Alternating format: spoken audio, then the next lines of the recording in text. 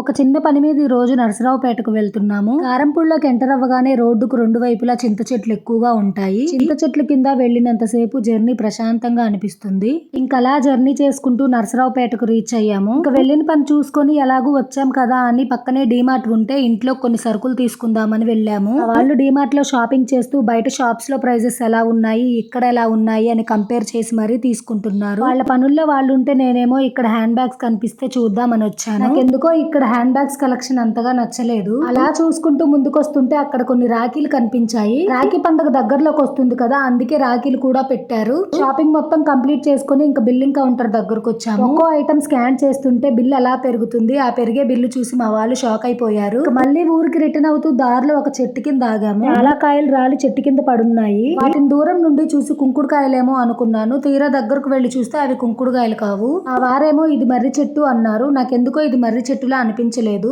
ఏం చెట్టో మీకు ఏమన్నా తెలిస్తే కామెంట్ చేయండి. అలా ముందుకొస్తుంటే ఒక జ్యూస్ షాప్ కనిపించింది. ఇంకా అక్కడ జ్యూస్ తాగి ఇంటికి వచ్చేసాము.